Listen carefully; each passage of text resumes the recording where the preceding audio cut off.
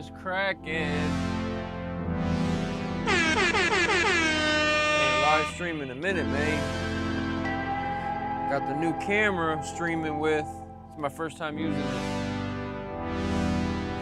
Normally I stream from the OBSBot camera, which is right here. Fuck this up.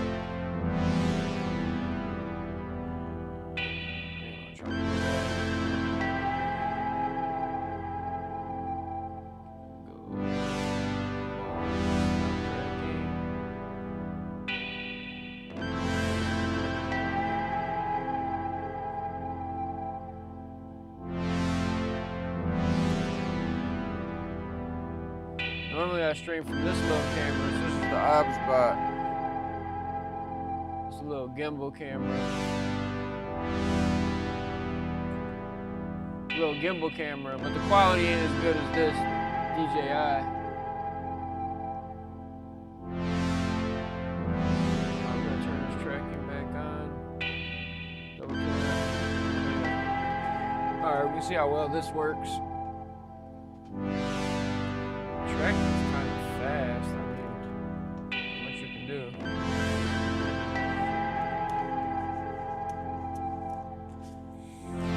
Alright, so I'm making this little sample. So I was playing on a Juno like normal, which now is the norm. Turn this audio down. Alright, so this is the workflow today. So FL Studio pretty much is just acting as like tracks. It's just capturing whatever I'm doing, whether it be audio, drums, or vocals. So now that I have the Juno hooked up, this is the way this is working. So in FL, normally when you go to make something FL, you go to plugins. Let me save this. You go to generators. So generators are like instruments. And then you find an instrument you want to use. DX7, right? So I would drag and drop this DX7 on here, which it's basically, it's a VST or a virtual instrument. So normally this is how I would cook. I should still have access to this. Yeah. So you drop the VST on.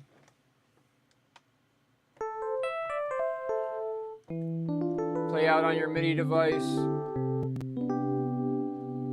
Play out whatever you want. And then it's going to record the MIDI in here.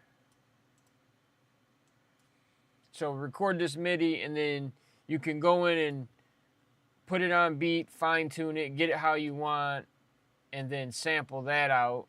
And then you got a sample. So now that I have the Juno is acting as a virtual. The Juno's acting as a VST in a sense.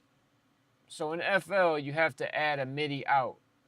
So FL has two MIDI tools that I know of. You have the MIDI out tool, and then there's another tool where you can route all type of plugins in MIDI. I haven't messed with that yet. That's a little more complex. I've used it before, but not with the Juno. So you just have to add a MIDI out plugin, and then you have to set the channel. So whatever port that the Juno is going through. So you have to set the in channel and then the port. So once you set it to the right port, which I already got one set, let me delete that. Once you got it set, now as I play this Juno, the Juno is going to come out through the DAW.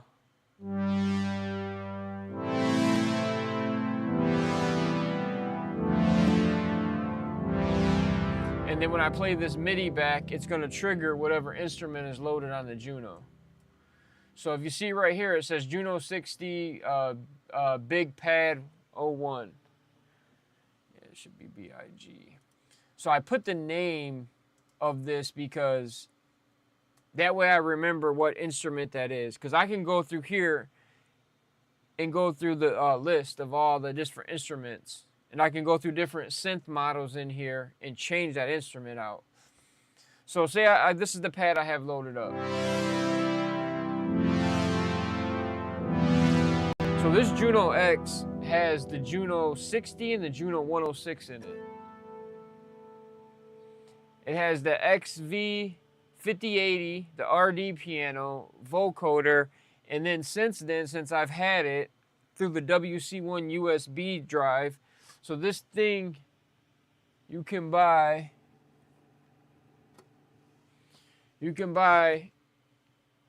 for an extra $100. This is the WC1 Roland USB hub. So you plug this into the USB port in the back, then you're able to link it with Roland Cloud. So it's an app. They give you a year of Roland Cloud for free. Do I not have Roland Cloud on here? I just got a new phone, so I don't have all these apps on here yet. Install. So you link this with Roland Cloud, and then on Roland Cloud, they have a bunch of different instruments or sound packs, different sounds that people have made or Roland has made for the Zen Core engine in the Juno. And then you could download it via USB or via Bluetooth. So it downloads from the app, writes it right to the Juno. Now you can expand the sound library.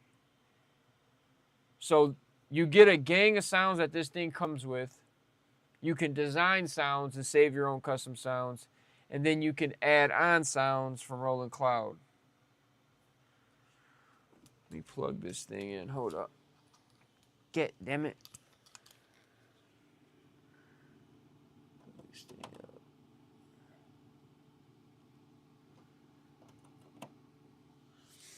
So the Juno has a USB port in the back. It's basically for backing up your sound, so you can plug in a USB stick and back up all your custom sounds. For firmware update. So when I first bought this, I had to do a firmware update, and you got to be careful how you do the firmware update because it has to be done a certain way. But essentially, you can download the firmware to a USB stick, put that firmware on that stick, plug it in the back of the Juno, and then update the hardware to operate for the most up-to-date system. All right, we're going to log into... Nope, that's not what I wanted to do. Let me go settings.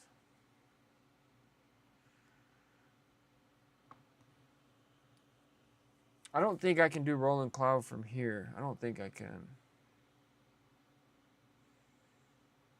Hold on. Roland, not Toland. Roland. They need to make bigger buttons for people with bigger fucking hands. Okay, go back here. Roland Cloud. That's not it. That's not it. It's gonna be this one. Let's try this.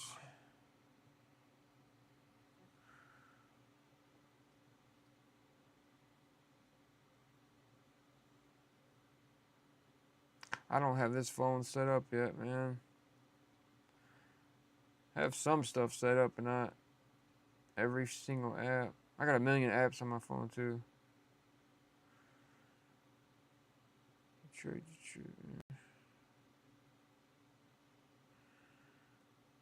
let's try this.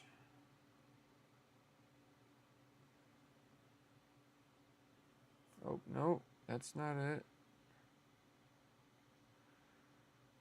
Jesus Christ. Let's try that. See if that works. Fingers crossed. Am I going to get access? Okay, cool. I'm in. Bet. All right, so check this out. So let's take off this face tracking. So this is Roland Cloud. So basically it's designed so you download the Roland Cloud app to your Android or iOS device, your tablet. So essentially you could have a tablet mounted up there with Roland Cloud, and then it's basically like a sound pack library. So you have all these different sound packs that you can go to. So easy 001 stage piano. Let me see.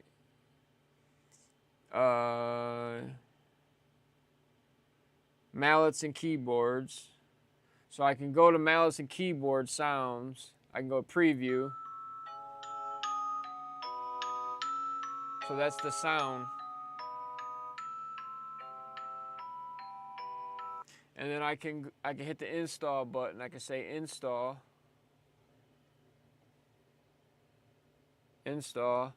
Are you sure you want to install this world expansion? We're going to say, yup, okay. Failed to install, expansion memory full. Please uninstall other expansions in your device. It's full?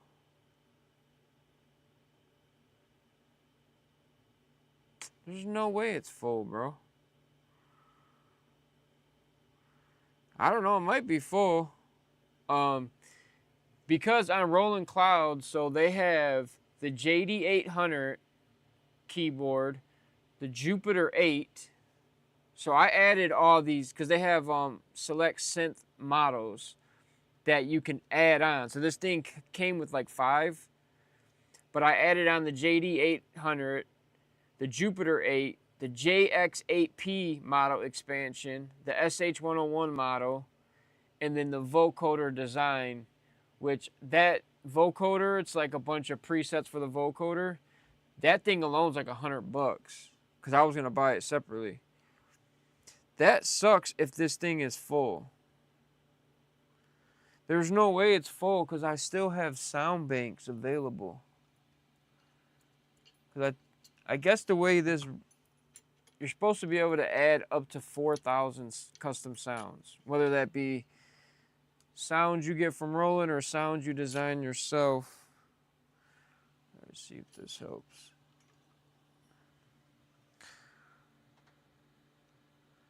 I don't like that if that's full. Hold on, install. Download size 112 megabytes. Expansion memory full. Please uninstall other expansions.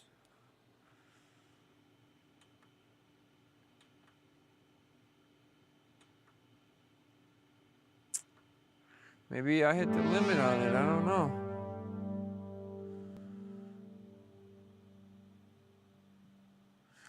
But you could back up the sounds and store them off in a folder on a USB drive. So technically I could offload some stuff. Huh.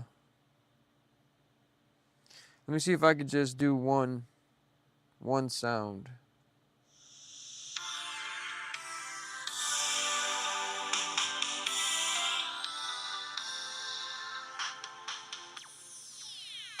Oh, so that's another thing I can do. So I can go to the different sound packs and then I can preview them or audition them. So we're in SDZ 145 Swedish pop. So it has a bunch of different custom sounds. It's like a bunch of different sounds in this pack.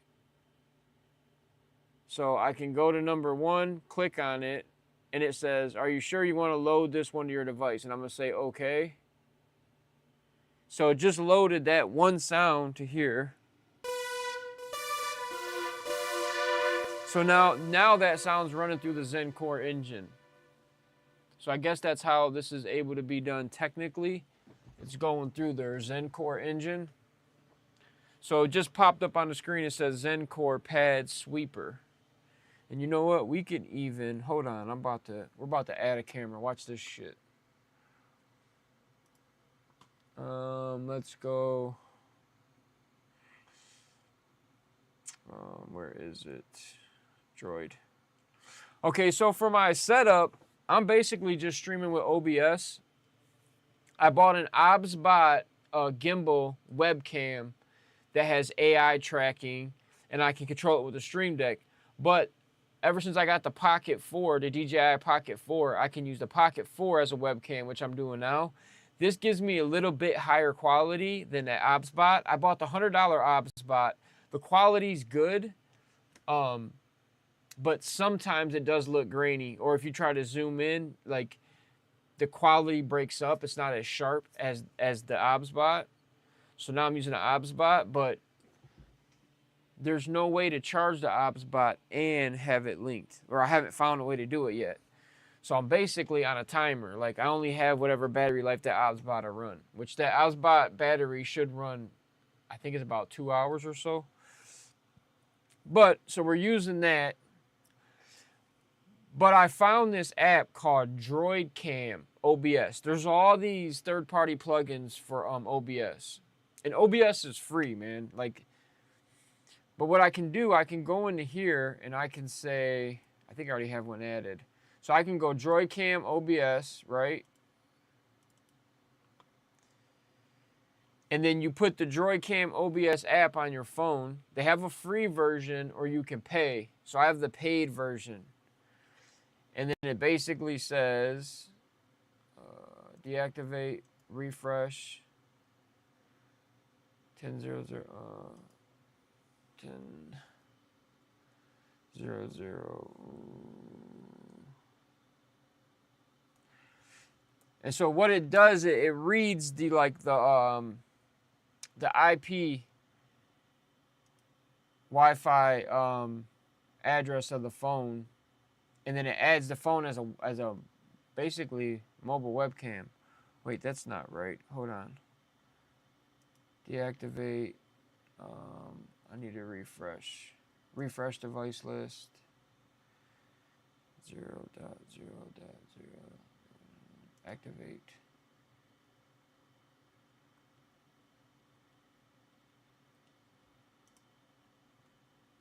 Come on, bro.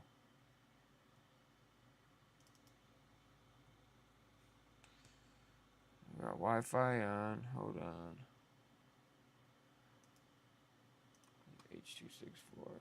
Deactivate. Refresh. Here we go. It should work now.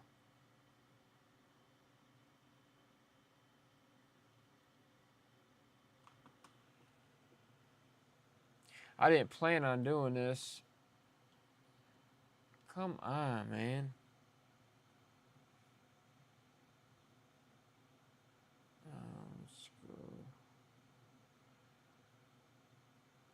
Connect using Droid on computer. All right. Cancel that. Let me do this. Let's just add a new one. Droid OBS. Droid OBS. Refresh. Use Wi-Fi.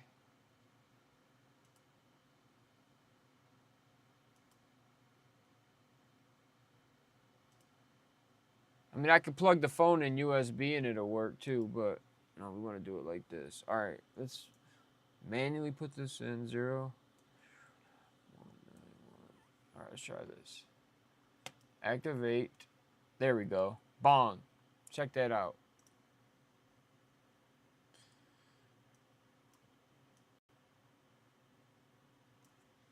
So now, basically what I'm doing is, Jesus fucking Christ, man.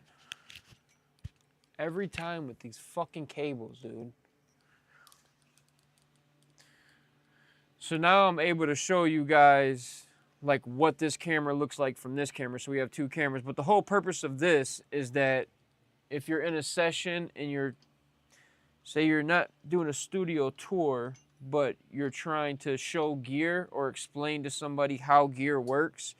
So in this scenario, I'm trying to show you guys the menu option. So basically it shows Zencore pad. Hold on,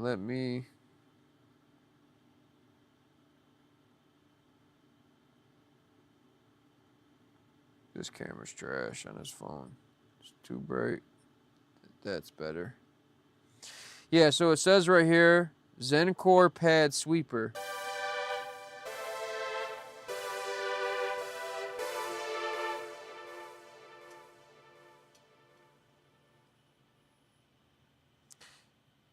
And if we go to the phone,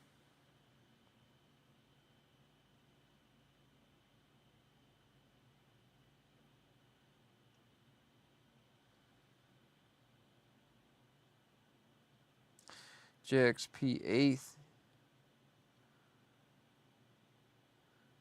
So are you sure you want to load this? Stop showing that. Just go, yeah. So we just loaded up BS Darkness from the JX8P synthwave pack. So they have all these custom sounds. So BS Darkness should be loaded on here. BS Darkness, there it goes. And it's all loaded from that WC1, that Roland USB. It's basically a Wi-Fi Bluetooth device. So it links the phone via Bluetooth. All right, let's try a different sound. Let's try this one. Tone loaded.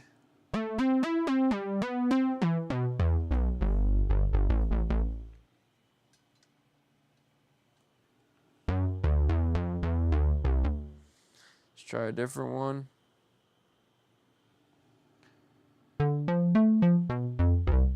And you'll know when it loads because all this lights up.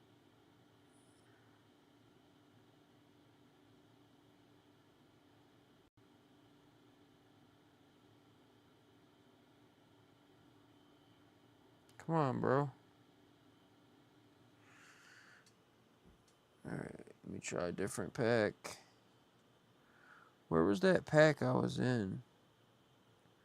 JD Hunter Cosmic. Shimmer Breath. Is it just loaded?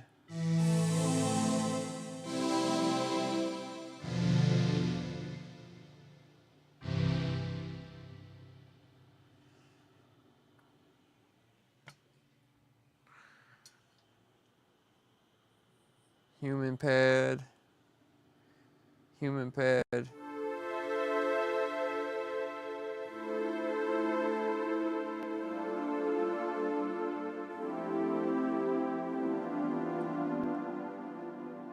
Keep fucking stepping on this fucking thing, man. I swear to God, dude.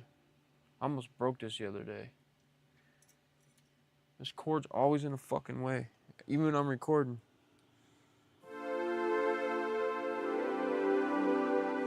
So I'm gonna try to save this, see if there's enough room. So there's a bunch of people, like it's got a lot of people that like that pad. So I should be able to click this and go right to device. Yeah, so I can write them one by one because I have all these slots open. So these are all the sections I've saved. So number 1, Juno on Fire. So these are all the custom sounds I've saved. Whether if I designed them on the Juno or if I downloaded them from this app. Okay, so everything where it says initial tone. So I have 91 custom sounds saved and number 92 slots open. So basically initial tone. So I could say write to 92. And that's just this one bank. So we're going to hit write.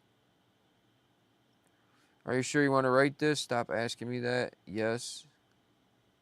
So it's going to write human pad to the Juno. So now that sound is locked in to the Juno. It's in there.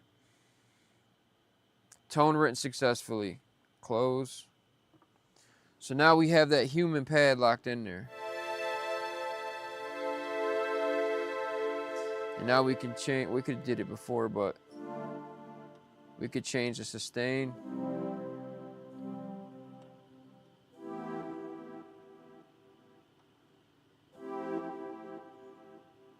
And then as you adjust this, it moves on here. So you could change your attack and sustain and all that. Same with this.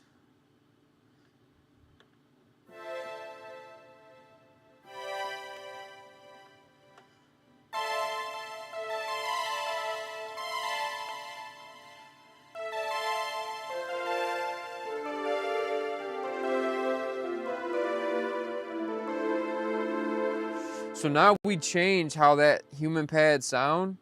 So I edited the original. So I can go shift menu, part 1, tone. So you have basically 1 bank, 2 bank, 3 bank, 4 bank, 4 different banks with, I think it's like 127 slots each bank.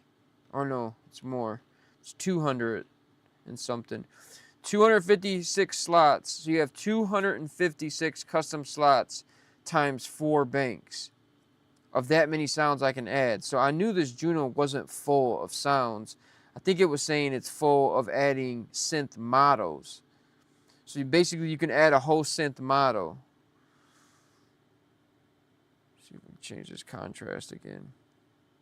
Why is this fucking locked now? Oh, there it goes. Boom. Okay, white balance. EVV. Unlock that. Flip camera back around. Front cam. No, back cam in this situation. White balance. Unlock the EVV. Unlock that.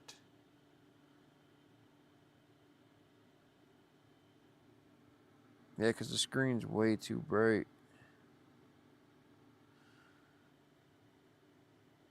Alright.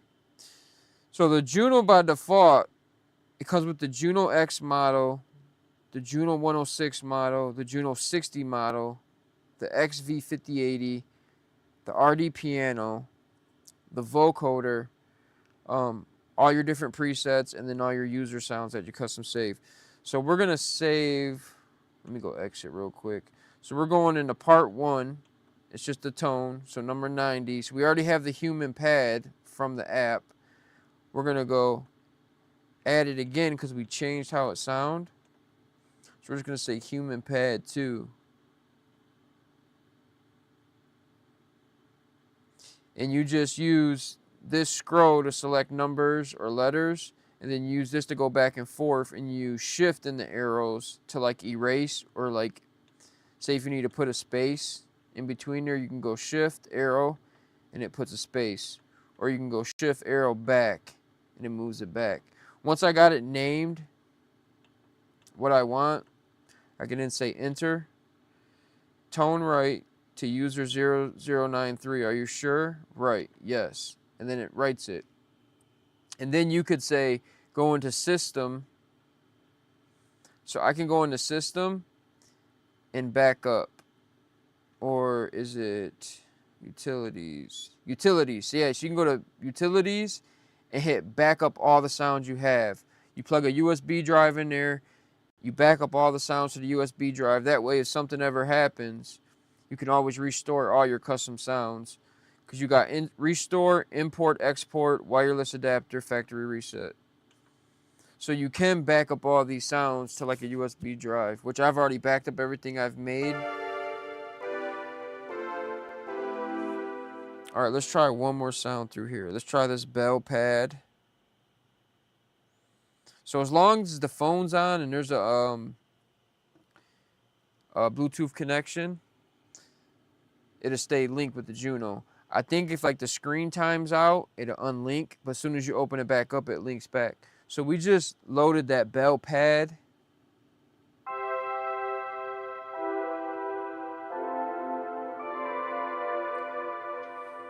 Yeah, it's pretty slick.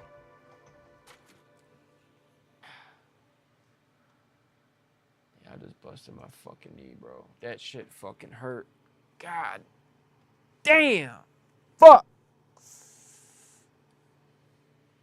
Busted my knee on this motherfucker right here. This bitch gotta go, dude. I'm about to get a new keyboard stand. Dude, I bought this 2-tier stand. It has wheels, but I took the wheels off to get the top tier to drop down lower. Normally I put like my DJ decks here, but this is too high and it doesn't go down lower enough. And I don't want the keyboard down here. I want it on the second tier on an angle. So I'm gonna have to order a new keyboard stand.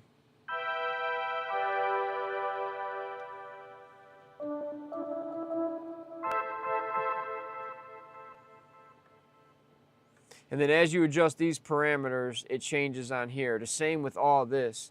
I got it set so it has like, if all these are put down, so this will tell you, when you go to move something, it tells you what number it's locked in at. So it's telling you this custom sound for the sub oscillator, it's set to number 69. So you know that's number 69, and it will not change the sound until this sub oscillator gets to 69. Once it gets to 69, then it changes it.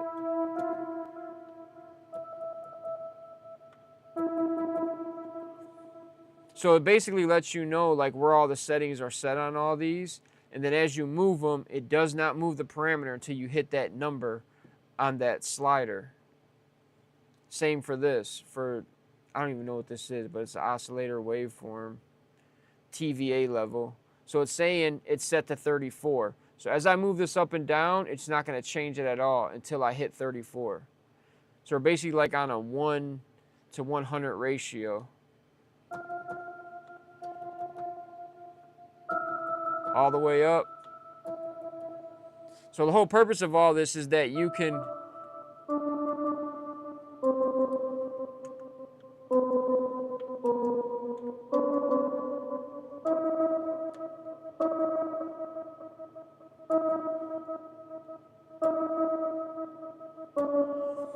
go in and start customizing all this stuff. And then you have effects. You got delay, reverb, chorus, which is the MFX effects right here. So if you take that off, this shit's supposed to come off.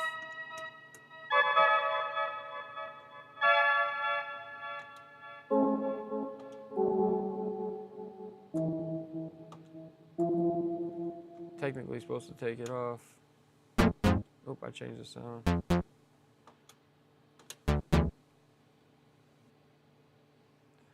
Wasn't trying to do that, bro. Go back to bell pad.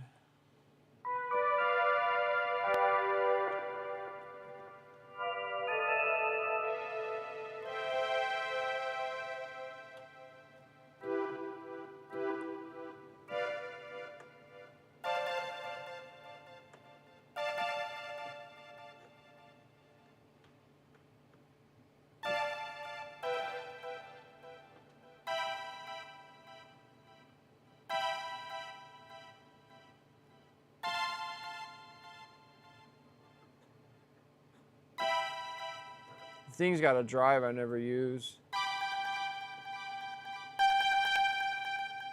That drive's really harsh on here.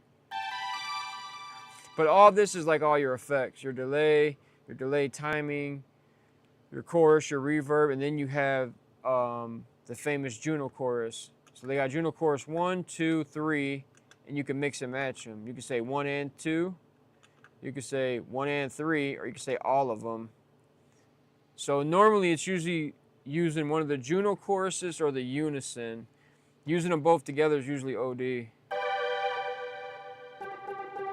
So that's with everything together. Unison and all the Junos.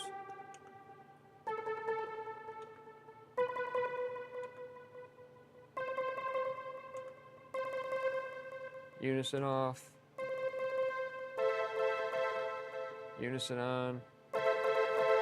Normally just putting a unison on works really well, or just one of the choruses.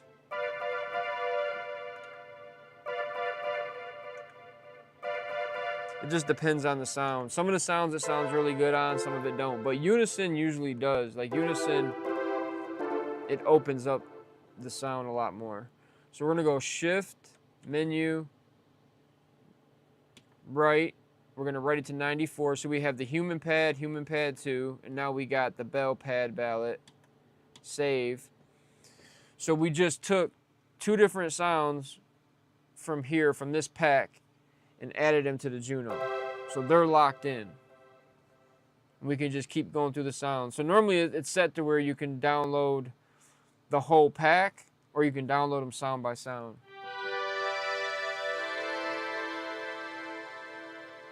What about pad?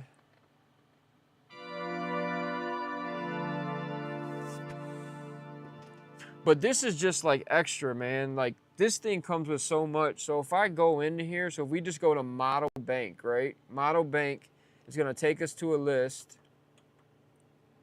So you have, let me turn this saturation down. EVV, oh, white balance, EVV.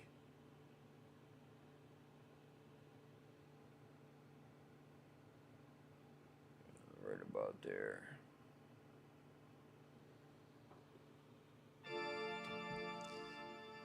So if I go up, you got categories. So we're in synth bell pad, synth polykey.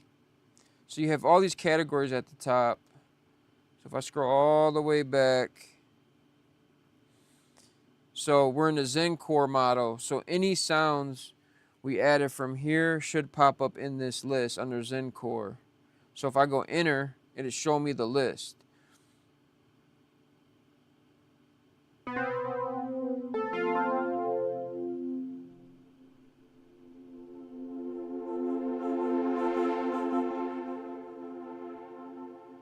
And there's 79 sounds. Because you can open the Zen Core app in your computer, and you can control the Zen Core app with the Juno. Their Zen Core app is like their Zen Core synth. I believe I still have access to it. But you're in the Zen Core model. So if I go select, go back up to the model, and I go over. So now I'm in the common model, whatever that is. Model PRA.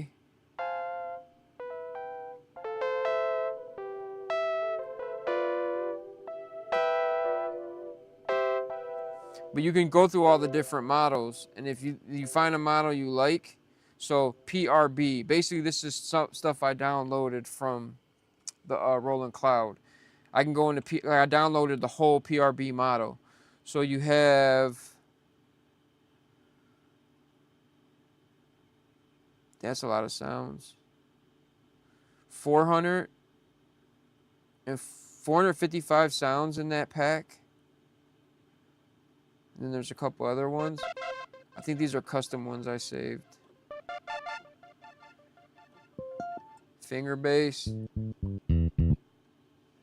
Octave down. The bass in this thing has been phenomenal. Then you got the whammy bar up and side to side. Hold on, let me send this to Justin.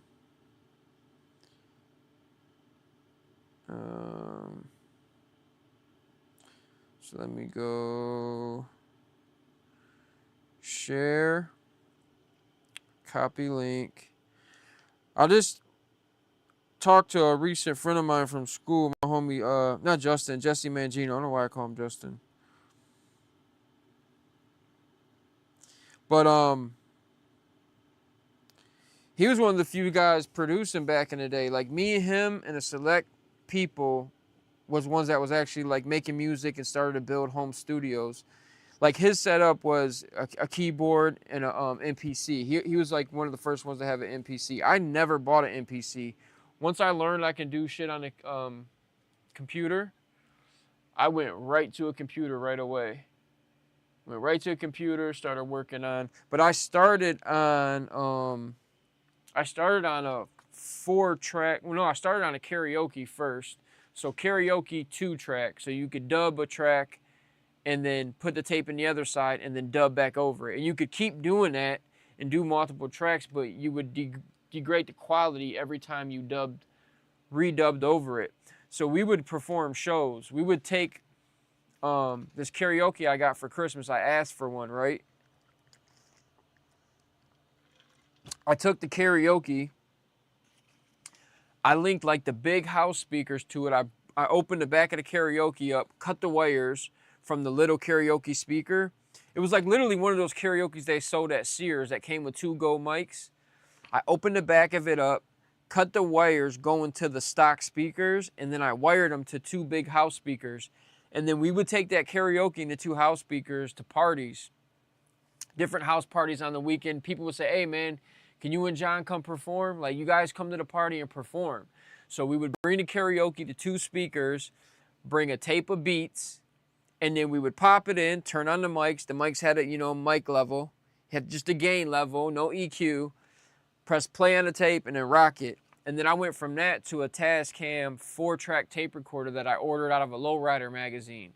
So some of the Lowrider magazines I had back then, on like the back page, you would have different stuff you can order, like different gear, different audio equipment. I ordered a 4-track tape recorder. It's like $180, a couple dollars for shipping, whatever it was, like under $200.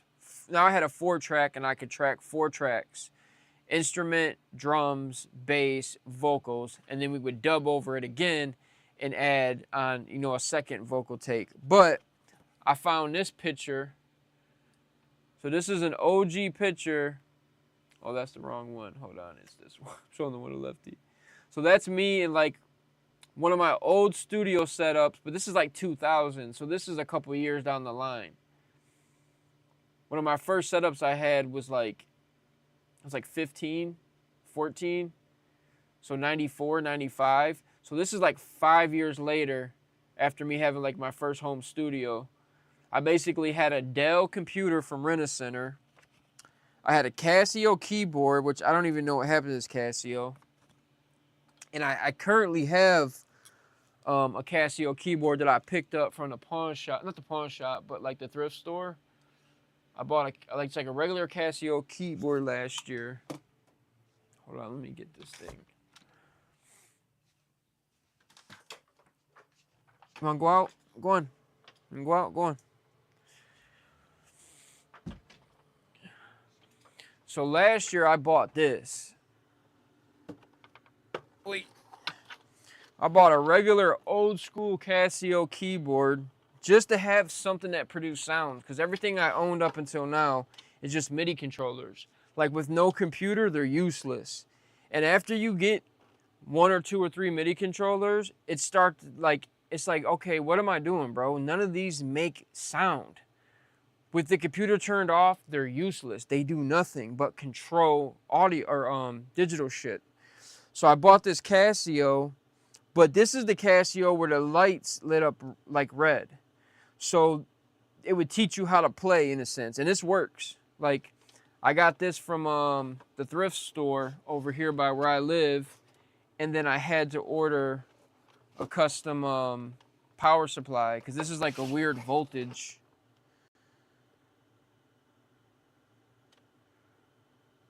Fucking 9.5 volt or something. Like all these keyboards and different devices, even some of the synths, they have their own voltage. Let's see if this will come on. Double click. Is it not going to come on because the camera's on? Nope, it's not going to come on. But it's like 9.5 or something voltage. But I had to order a custom power supply just for that.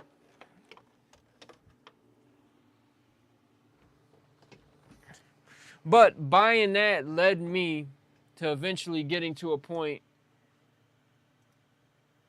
to get into a level to be able to pull the trigger to order an actual Juno, you know what I mean? Let's drop that down like that. Bong, bong, bong, bong. All right. So now back to how this integrates with FL. Which I'm all over the place. Forgive me, man. I'm trying to show how this shit works and then how it integrates with FL. So once you get this all set up, it just runs like USB. So just like your MIDI controller plugs USB into your computer, like if you have any home setup, any home producer is going to have USB hubs. So you have a hub full of, I can actually show it. Did this go off? Wrong camera, wrong phone. So any home producer or home studio, all right, let me do this. It's going to have like USB hubs with multiple USBs because everything runs off USB. I actually have 2. I have one back here with a bunch of USB ports, and then I have this one that actually has power going to it. So this one works a little bit better. This is like a $50 USB hub. These things are not cheap. That one was like a $20 one, but this one has worked really, really well. So everything runs USB. This is plugged in via USB. That's plugged in via USB and TRS, left and right audio.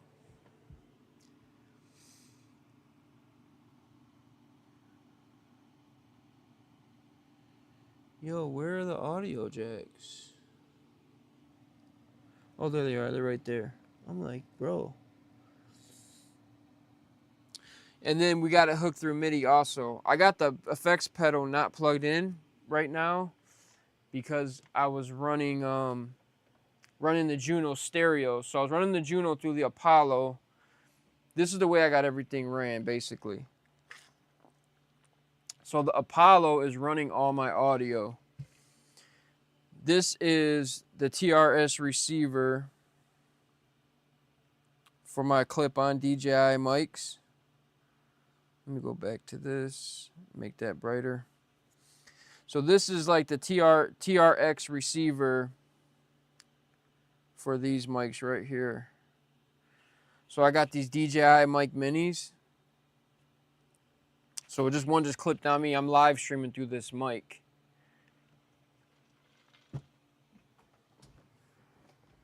Like, I met a guy at the show that's a professional audio guy, and he was telling me how shit these mics are. He goes, yeah, we tried those. Those mics are shit. They don't sound that great. Which, honestly, they don't sound that bad. But this is how I use them, right? So I was telling Jesse, this is how I do my vocals. I don't even got to hold that up. But the Apollo, right? So the Juno's running through mic line 1 via TRS cable or like speaker cable. And then the mic is going to mic line 2. So you got this thing with headphone jack that goes into XLR, into the back. So it's like a custom cable that's running into mic line 2. And on the screen right here, let me do this. So right here is my vocal chain. So speaking through this right now, it's going through a vocal chain just like when, hold on, let's do this. OBSBot Droid Cam, right click, copy. And then I'm using the Stream Deck to switch scenes. And I just realized that the Droid Cam was not on the IG stream. So let's go paste reference. Yeah, I could literally put that boy right there. Nice. That'll work.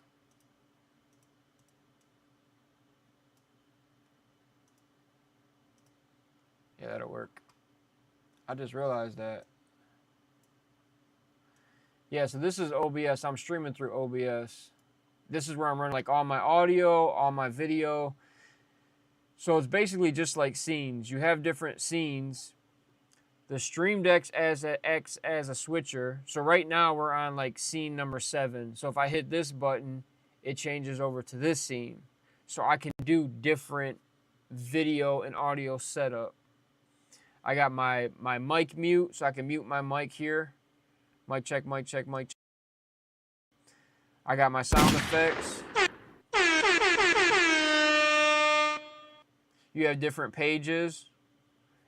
This all controls PTS control for the OBSBot, so they have an app for that. They don't have an app for the Pocket yet. So I can do different scenes. I can go into my effects list. Yo. Let's get ready to rumble! So the Stream Deck plays an important role when live streaming or doing videos. So I go back to this page. That's my live stream button. That's my record, to video record, or to pause. So I can record and then pause. That's how I record all my videos. But we'll go back to this right here, because I need to add this Droid ID. Okay, so let's go Droid OBS, Droid OBS 3. Boom, there we go. Now it shows up to the IG stream.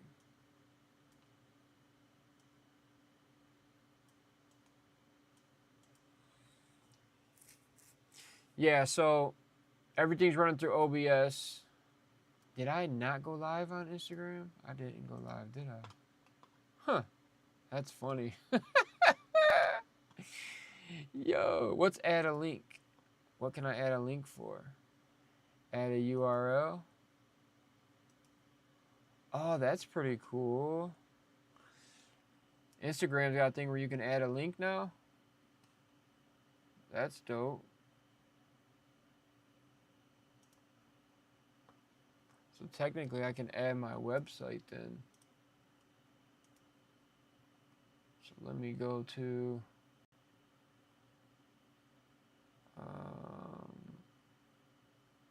bro. Okay. Scantle, scantlessmusic.com. Here we go. Scantless Music. Right click. Copy. Paste.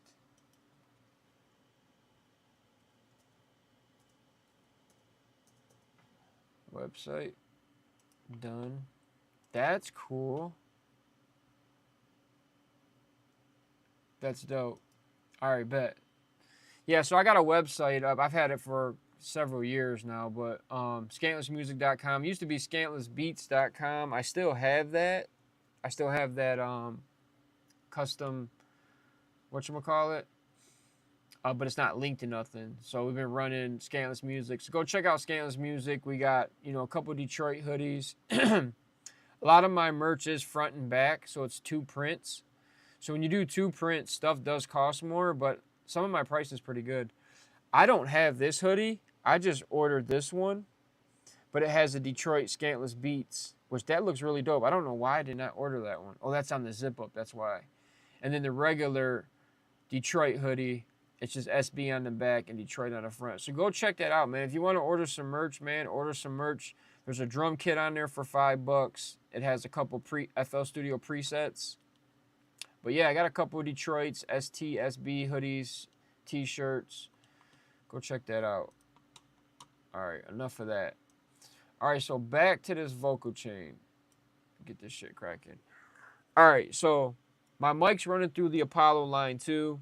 The synth is going through line 1, but also in FL Studio, it's being picked up via USB.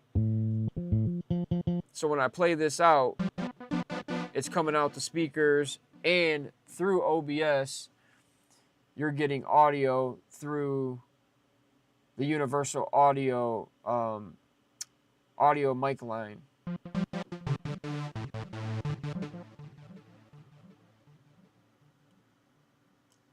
Yeah, it's coming in through my cam mic line, which is right there. So cam mic line. So that's my mic, and the synth is going through the same line, which is dumb. I wish they would change it to where you could separate it as channel 1 and channel 2. For whatever reason, Universal Audio Driver only registers it in OBS as one channel. So if you have a guitar going through channel 1 and vocals through channel 2, OBS treats it as one track or one channel. So if I mute my mic, it mutes the synth. That's why I have to put the headphones on. That way you're not like hearing it through the speakers, through the mic again. But this DJI Mic Mini, so when we record vocals here in my home studio, we're running it through a similar vocal chain. So we're running the Manley Vox box. And through the Apollo, you can hard set it. So you could tell it to print it, or you could tell it to just monitor. So this is a Unison preamp. Anyone that knows about UAD or console, so when you buy Apollo, you get a virtual console. So it's set up like a console or like a DAW. You get these mixer tracks, and then you can route all of your signal flow, so all your audio. But my DJI Mic Mini is going through here. It says analog 2. Basically mic 2. The Juno's on analog 1 or mic line 1. I think we can rename these now, if I'm not mistaken. No, you just rename the bottoms. But my mic's going through that Manley Vox box, and I've showed this before. It's going through this C-Vox. So this is killing all the room noise. If I turn this off,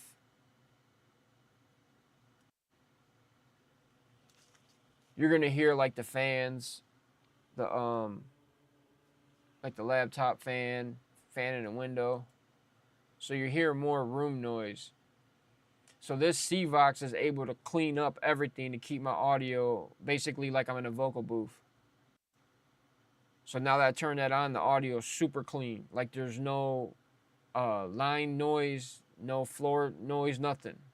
This thing's suppressing all that, and it's at 100. It shouldn't be at 100. That's too much. Check, check, check, check. So I use this when we're recording vocals in studio, and that way the vocals that I capture are like 100% isolated. It literally sounds like someone recorded it in a isolation booth.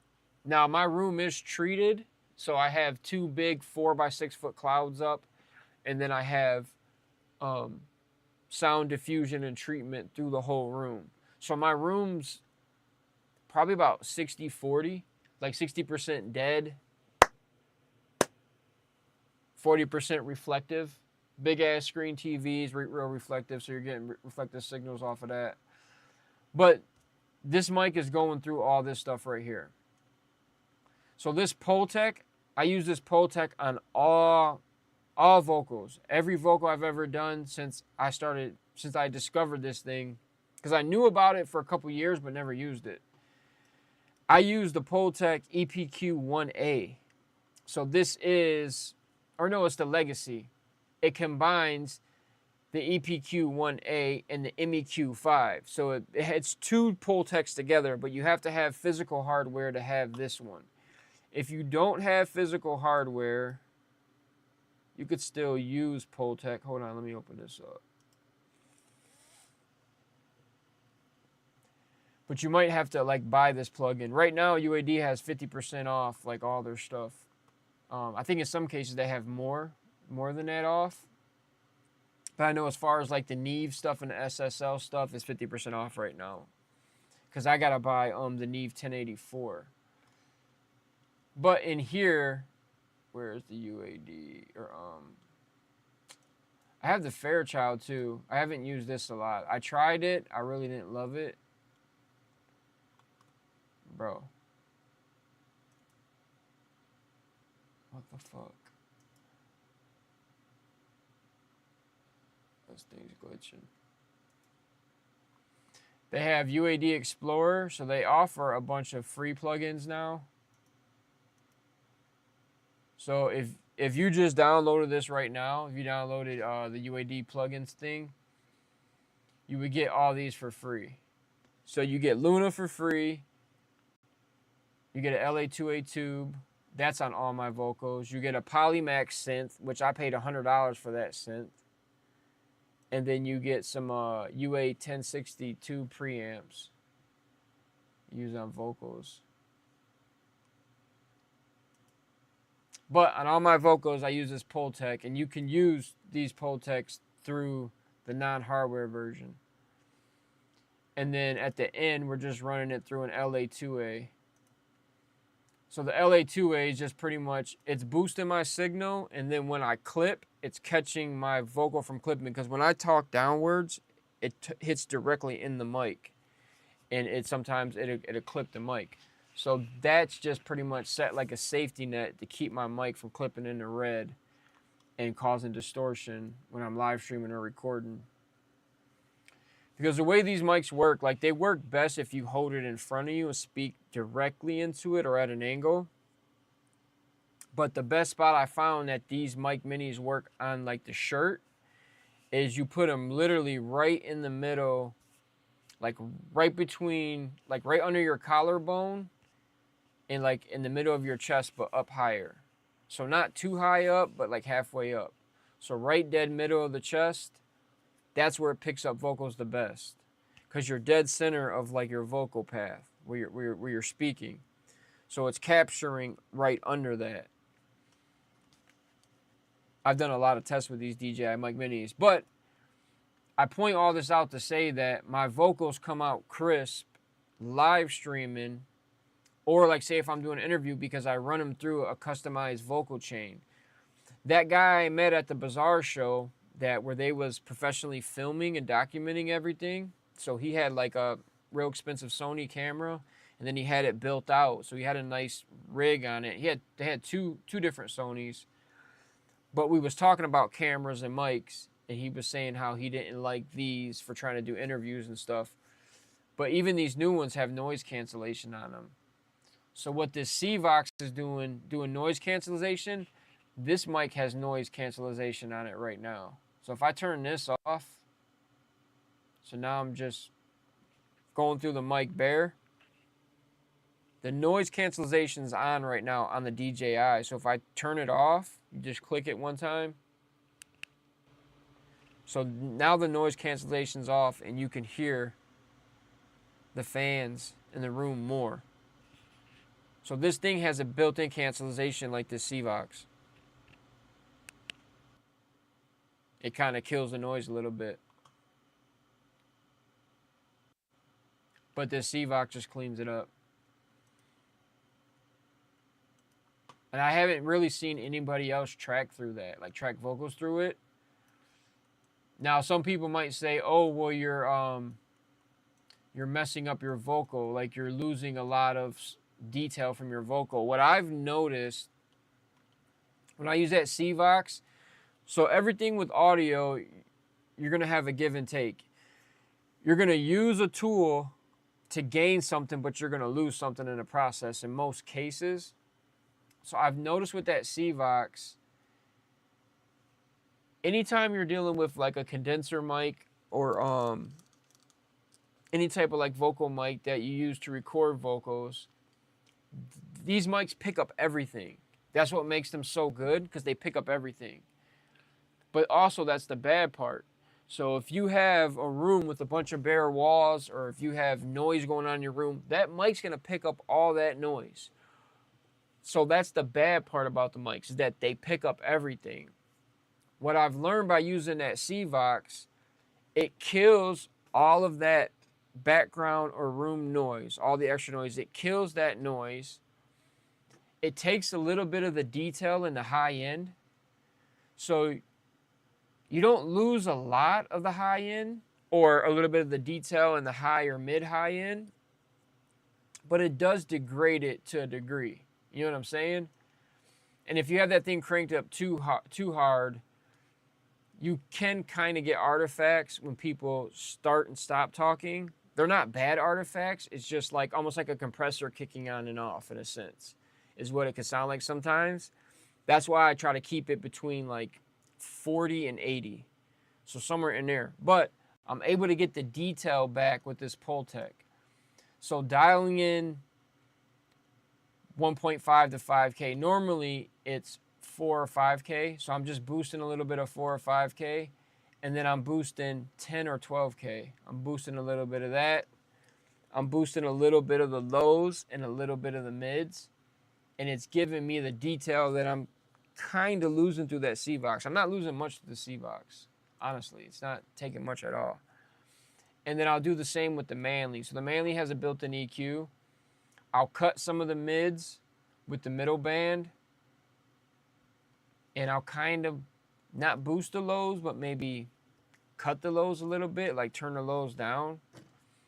And then on the highs, I might boost 10 or 12K, just a hair, just a little bit, not much. I don't use the de-esser on this. I don't use the compressor on this. I literally just use the gain. So I'm just using it to boost the signal. I'm using the high pass and the 3-band EQ. That's all I'm using that Manly for. I never use the compressor. The compressor is way too slow. But that's how I'm capturing vocals through the Apollo, whether it be for live streaming or doing videos through the DJI, or if we're doing songs, we're going through the Neumann, and then it's the similar vocal chain, but it's just tweaked different. See, I changed the sound now, so it changed.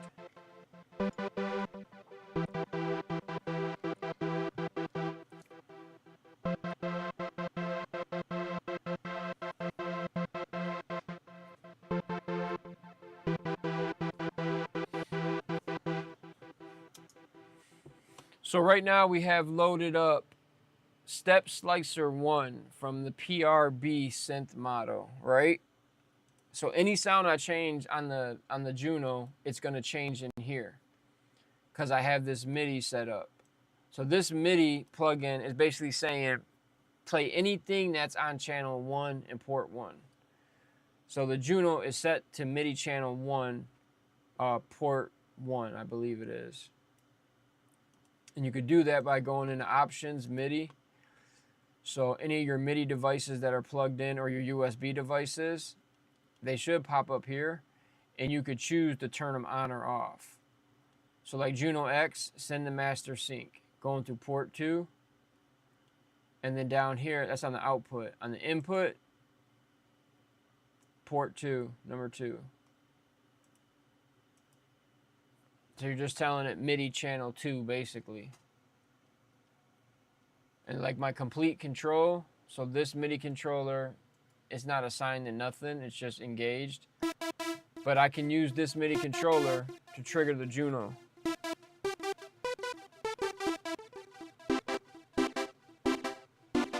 So say if I had that synth like across the room, I wouldn't have to get up to go over there to play the synth. I could play it from here.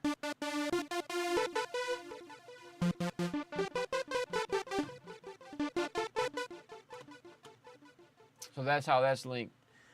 So we recorded the Juno 60 big pad. Let me fix that, B-I-G. So this is the big pad we recorded. So it's these chords that I played out. But we just basically printed it. So now that I still have these MIDI notes, I can load up another sound and layer it with that sound. You can layer sounds in the Juno. Like you can set sounds and layer them or split them and then record them together. I haven't set that up yet, but basically I just load up another sound and then just run the MIDI. So now I can have two sounds playing together.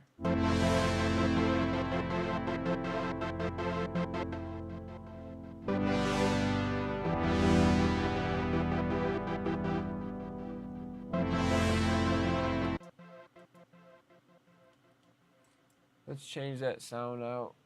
Let's see. Let's go into, let's do this. So let's load up. So that's a sound from the Juno 60. Let's load a sound from the Juno 106. So the first one is Heather Pad. So now I loaded up Heather Pad from the Juno 106. Once I play this MIDI, it'll play that out. We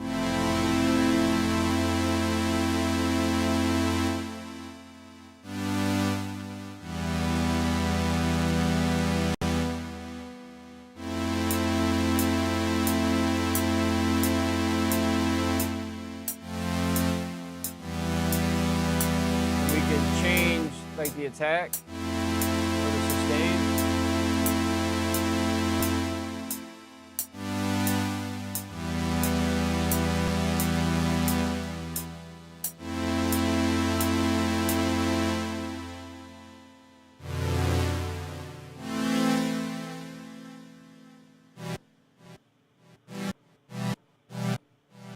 Turn it up a little bit.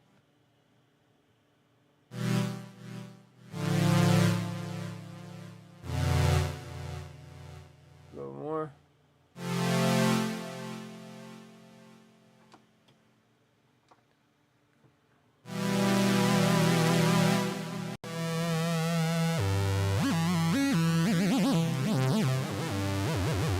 I always see Mike Dean using that little whammy bar on some of his synths. He's got a couple Roland's synths that has that whammy bar, and I always wanted one because like that little whammy bar like that is not on all synths. I don't want to say it's just Roland. I think Roland and maybe a couple Korgs. I'm not sure. But we could print this out now. So this is just a different pad.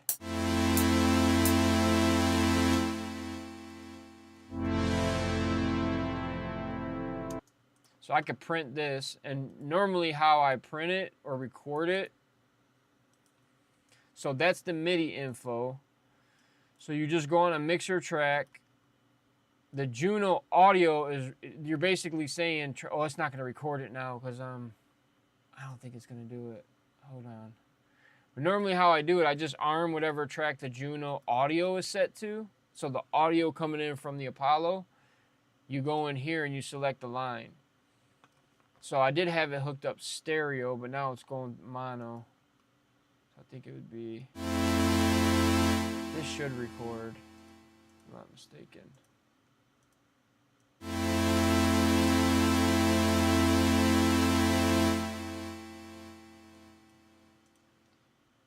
Yeah, because when I'm live streaming, I have to change the audio driver, and one of the audio drivers doesn't let me print. Let me see what this sounds like. Hopefully this is not all static. Yeah, it's all static. I ain't able to print it right now. Fuck. But normally that's how I'd print it. I mean, I can print it. I could do this. I can go option, audio. I can go out of FL Studio ASIO. Go into Universal Audio, and I only have to do this because I broke something in my laptop when I first got it. I took it apart and I broke the audio ribbon that connects the audio through the output, like the laptop audio.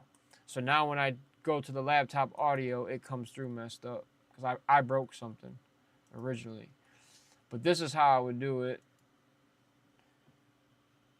I would just play this.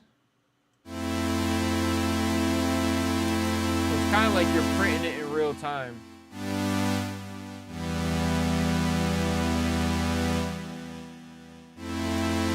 I'm basically just recording it. Kind of like recording a vocal.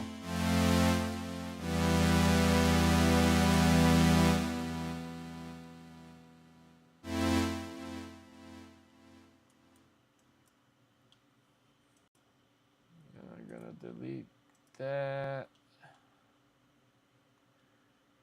And then this is Juno 106 Heather Pad. Heather Pad number 01. Copy, save. So now we got that recorded.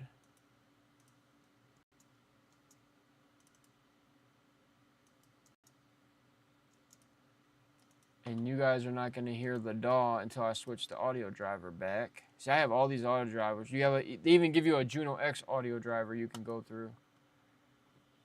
Or I can have OBS play the Juno through the Juno audio driver.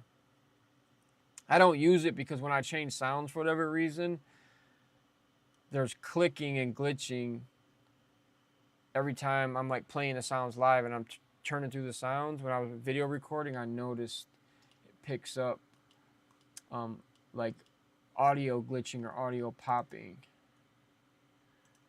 So we'll cut in, and then I gotta sample it out one more time because I gotta cut off the little beginning. For whatever reason, it leaves just like a little gap at the start. It's like a minor gap. It doesn't put it off by much.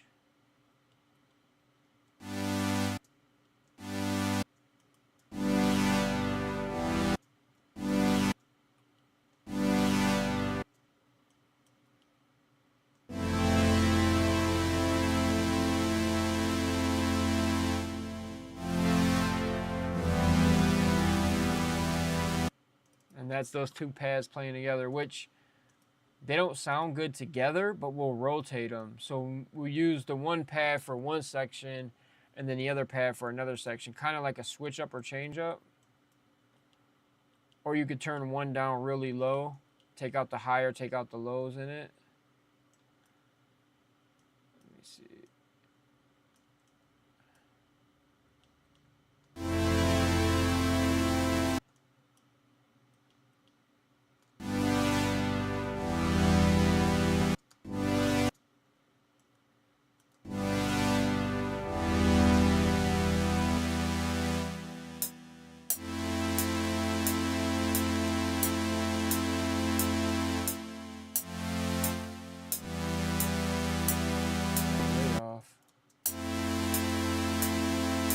This one kind of started right on.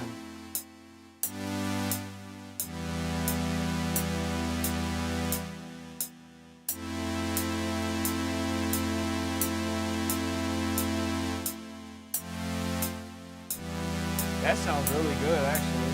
I like that.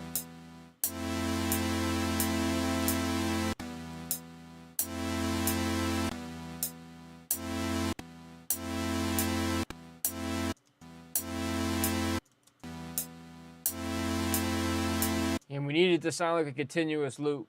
So when the end of it ends, it needs to restart almost flawlessly when it re-loops.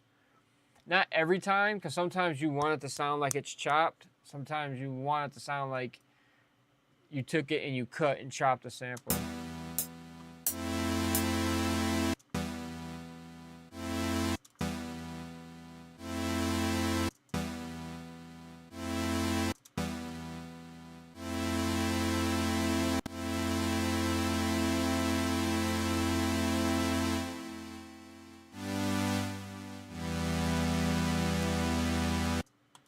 So we'll send that to a mixer track, and then I'll sample it one more time. So that's the only downfall about working with physical gear.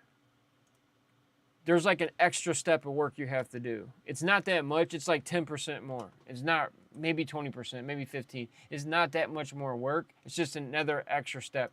With the VST stuff, I load the VST, I play out the MIDI, and then I can just hit right click, render, and it just renders it. With this, I have to do another extra step. So I have to do one extra step and then the regular step as if I'm sampling out a melody or chords that I played with the digital VST via MIDI.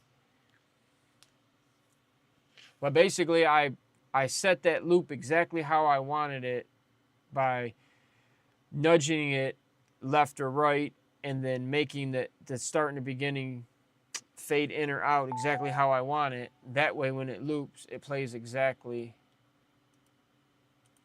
how it should sound. Okay, it's gotta go. So now it's just the same loop again, but it's perfect, perfect measurement.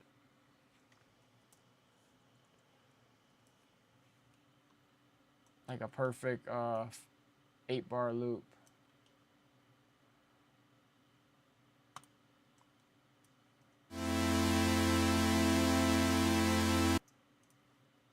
Put that right back on the same track, turn it down.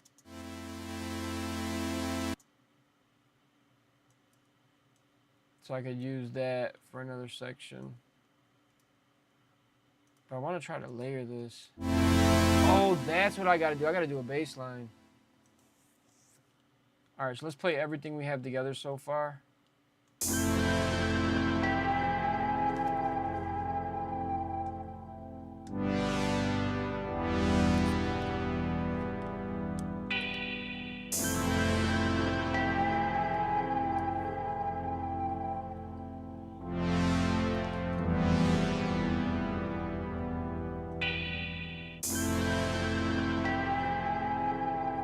So we got to add some drums and a bass line.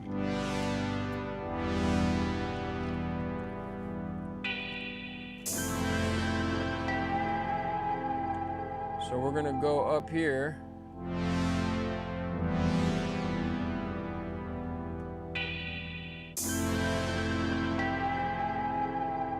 Got the Jupiter 8 in this boy. That's crazy. I wonder, like, what similar sounds it has at the regular. I almost bought the Jupiter 8. This only has 47, or not 47, 100.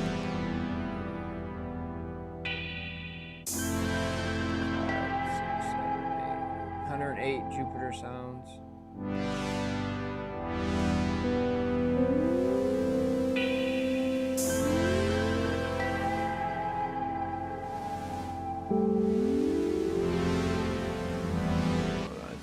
Sample. Stop that.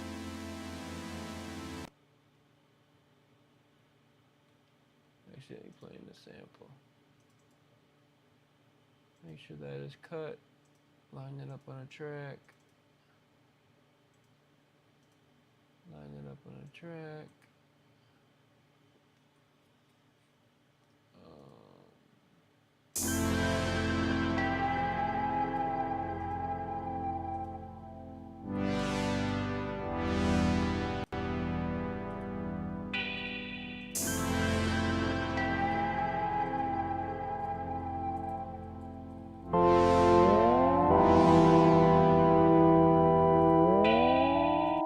it's picking up what's on there now. Let's go copy, paste, right click, cut, clone that sampler. Okay.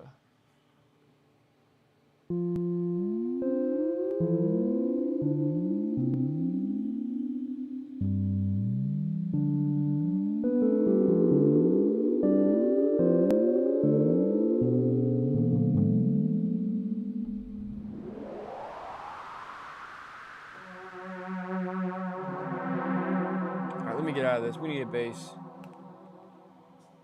We'll play this.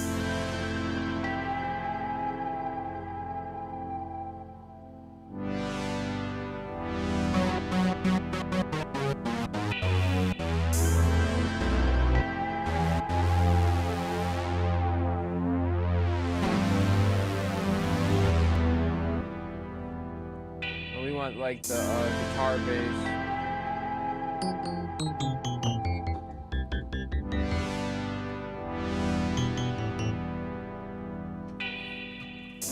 If this ain't loud enough, I can go here, turn it up a little bit here.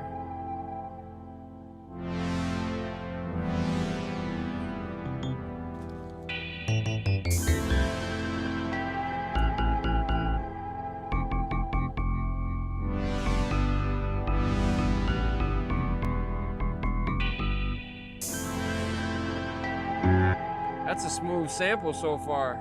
We got organs in here. We got a bunch of different organs. Alright,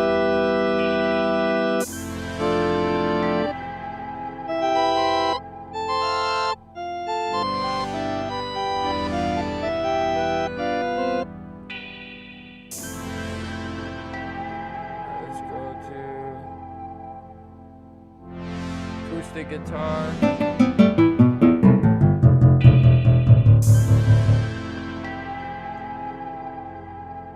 Folk guitar, nylon guitar.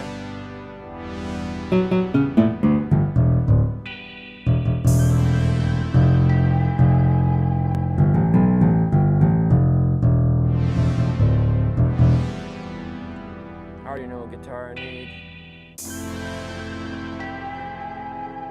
Acoustic bass, E-bass, synth bass, pluck, stroke.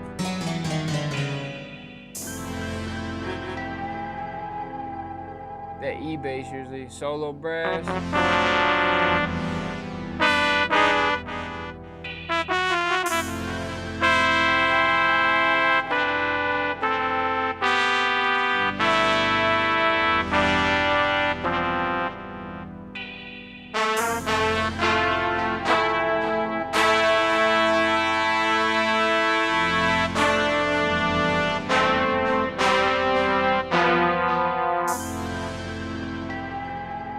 Like I've been playing the same chords half the time.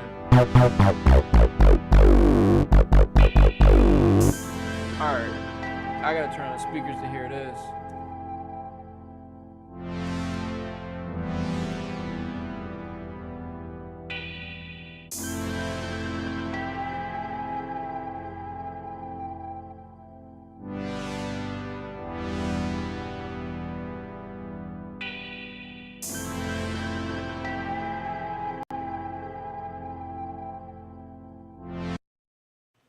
And so what I do when I'm writing the bass line, so I go look at the chords I already played, and then I look at what notes would work for the bass or the bass notes.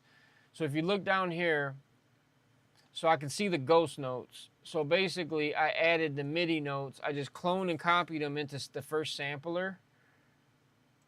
So they're just in there. There's nothing, no instrument on here. They're just there. That way I can go on another empty sampler track, and I can go into piano roll and see the ghost notes. And that way I can figure out which notes to play for the bass line.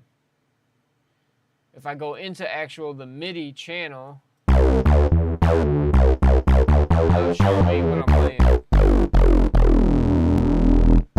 And because it's lower notes, we can go into these quote-unquote ghost notes, and I can go control, down arrow, and drop it down a whole octave, that way, because the bass notes are lower. So now when I'm playing it, I can see that I'm playing exactly right on those same notes. And I can even drop it lower. But technically, this is the bass notes right here. These lower notes. And it's the same as the chord. You just got A, C, E major. Those three making, I believe that'd be a C major chord, I think. I can't remember which one's the dominant. I'm just learning that type of stuff. But now I can determine, and I can even drop it lower, so I can see all of these when I go into the MIDI.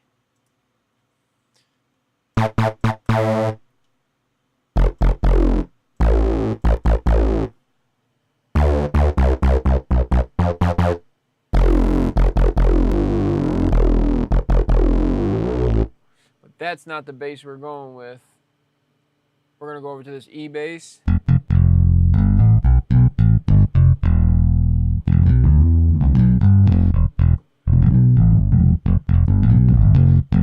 And this is why I don't play nothing on the MIDI, because it plays the note double. So it's playing the audio coming through the speaker and the USB audio. So I always go to like an empty sampler channel. And then I would just go through the different basses and find a bass that works well for this. So we know it's F, G, E, F, F, E.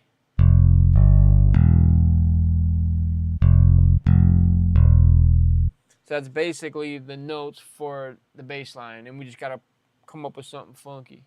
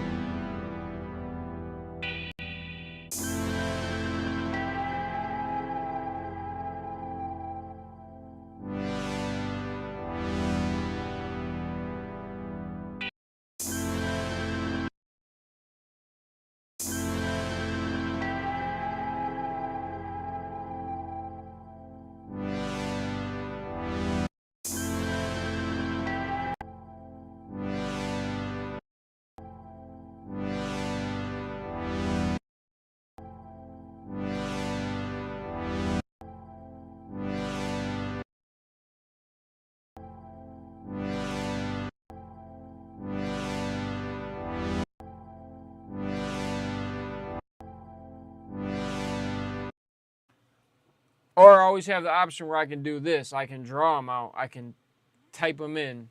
A lot of people say, oh man, that's gay. You should play it out. It doesn't matter. It really doesn't matter, bro. It's whatever you feel like doing.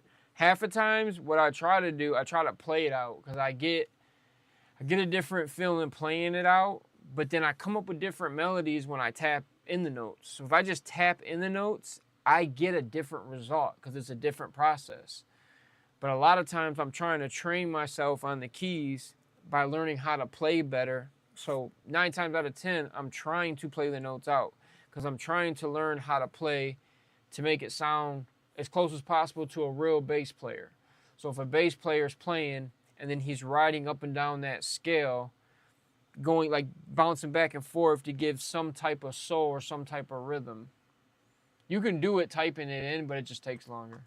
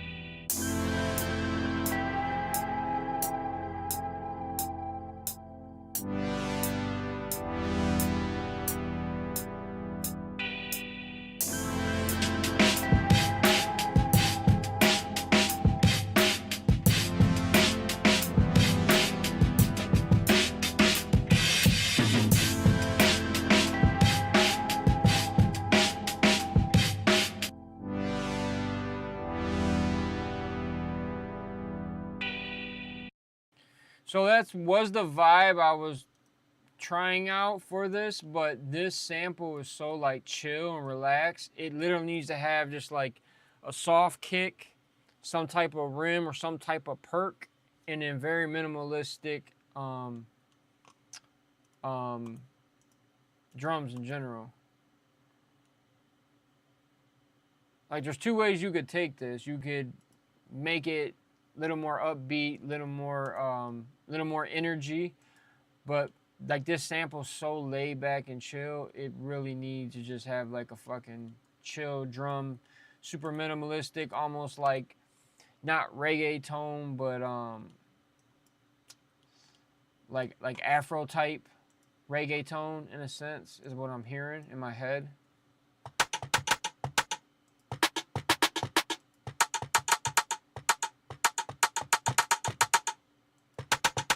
Probably gonna be that one.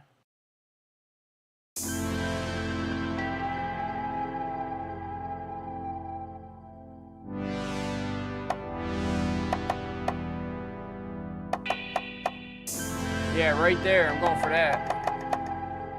These little bongos.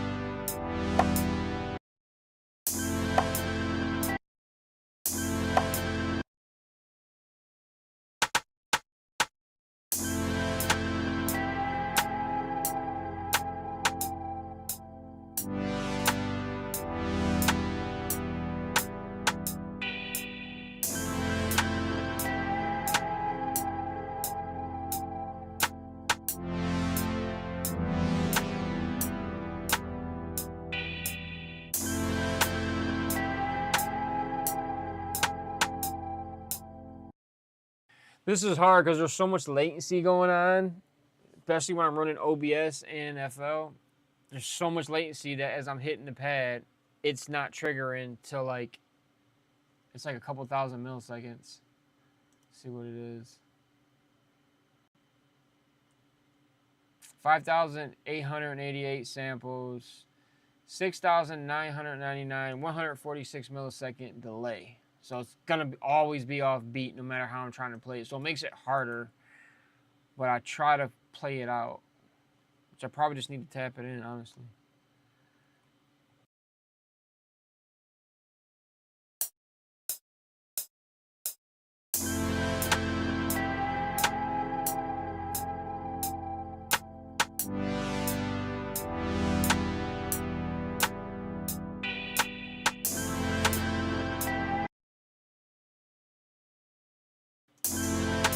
And I just going after the fact, lasso it all up.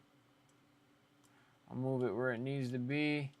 Shift Q, it'll put it on grid, and then I'll move it again manually.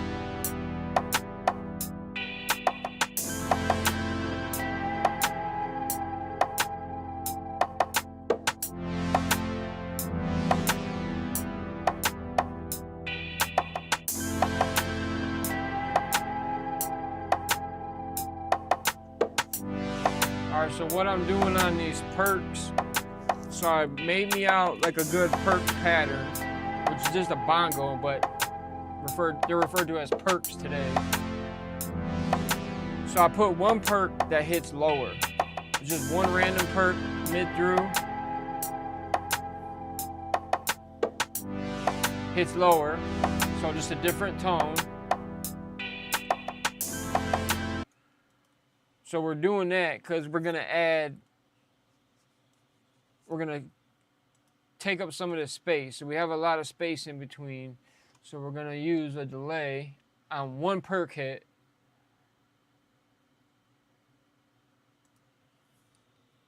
So sometimes you could do like less hi-hats or less perks or less whatever, and then just slap a delay on it and let that delay take up the space. So we're gonna go ping pong 1/8. So this delay is gonna only be on this one perk hit. It's just something that I'm hearing in my mind. So that sometimes it works out, sometimes it don't.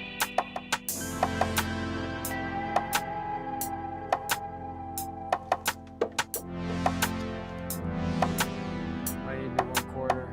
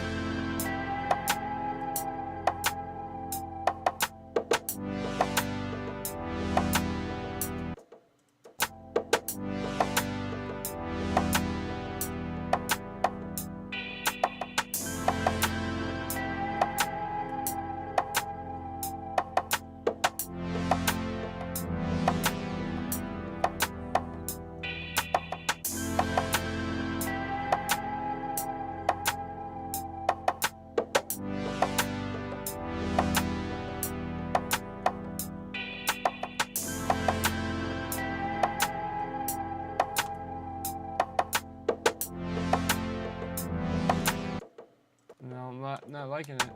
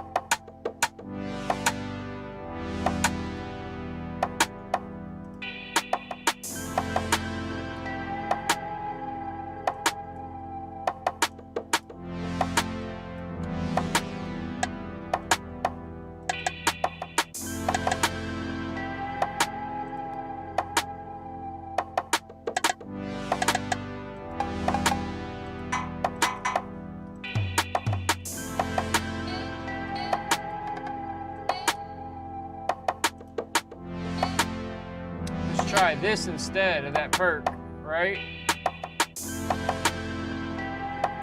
I know what I'm about to do.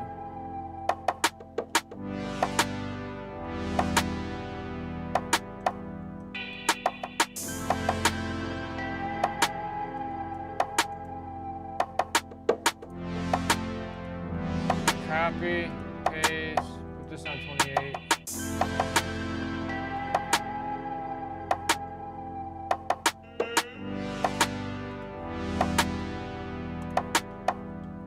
Try that.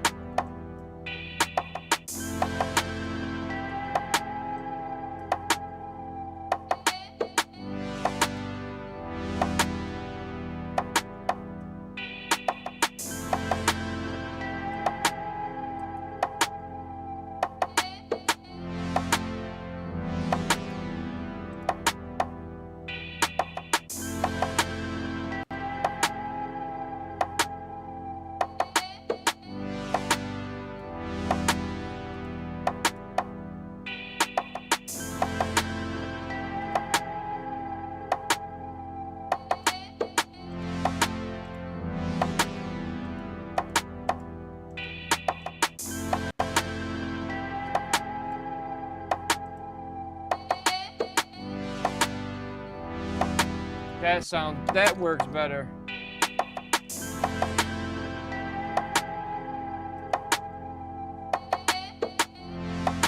Now we gotta change the delay time. So let's go back, lock it into 180.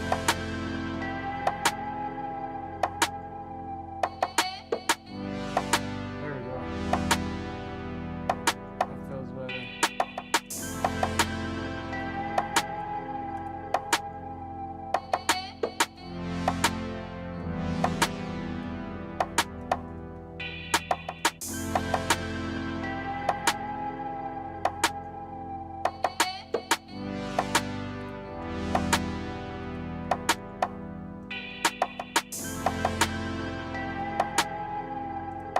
There we go.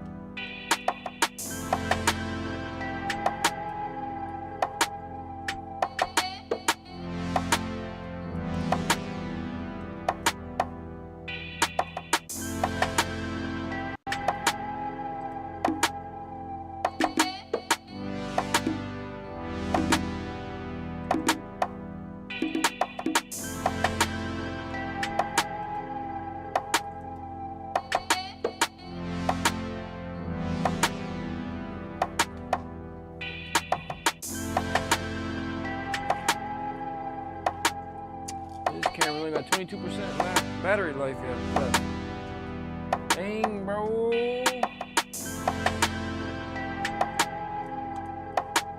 Alright, let's drop some drums.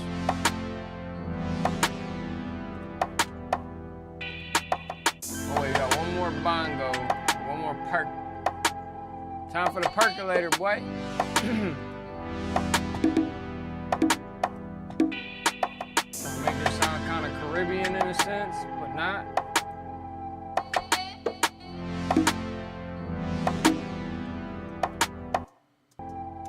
So just every other one. Boom, boom. Just like that.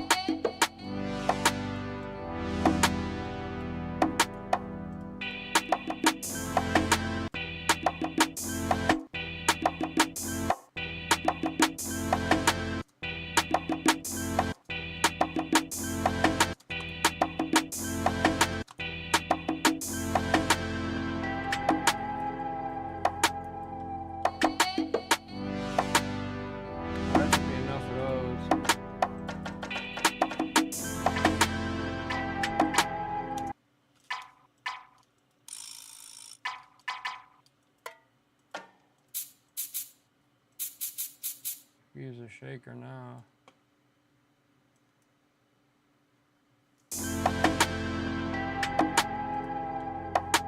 Might have to take some of this out. Like I might have put too much in a sense. Yeah, I'm already hearing it.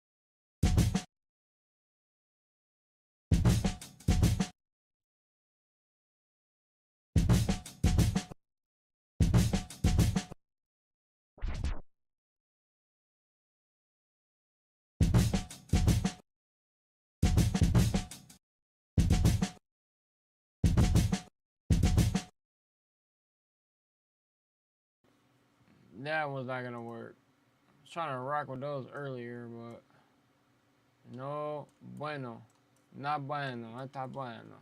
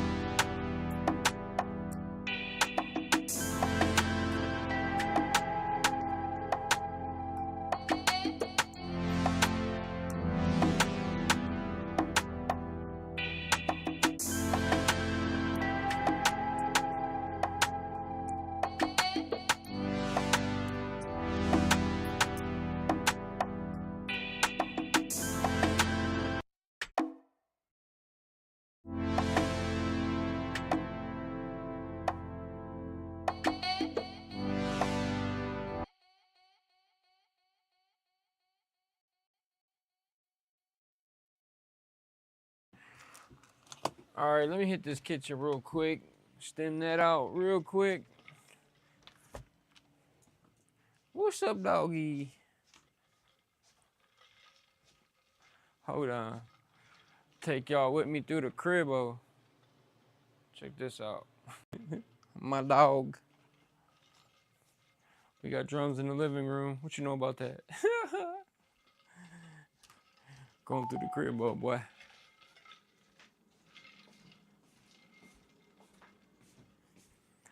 Mother Nature. Got this big back lot. Fly my drones out here sometimes. And if I'm not mistaken, front. These mics pick up pretty far too. They might be breaking up, but these mics pick up pretty far.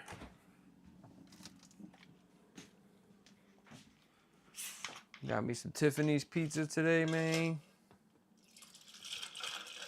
I put Q up on Tiffany's pizza.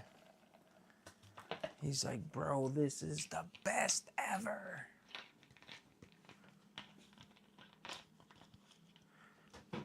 Their pizza's addictive, man. They got the best. I'll show you guys. They got the best dough, best sauce. This shit right here. This shit's fire, bro. Put this boy in a toaster oven. It's just like your average pizza, but this stuff is so freaking good. It's like regular pizza, but their dough is phenomenal. I literally eat this stuff like 3 times a week. Can't wait to get off stream. Smash me a couple pieces.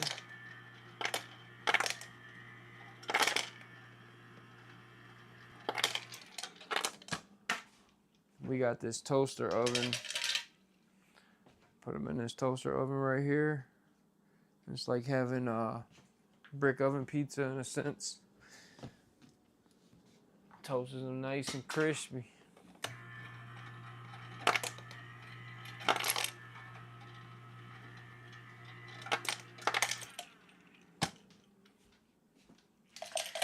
Yeah, about to finish, wrap this beat up. I'll spend a couple hours on the beat. I don't care, man.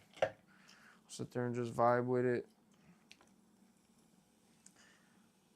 I got so many new drum packs. So a lot of times when I'm cooking a beat, I'll go through the sounds.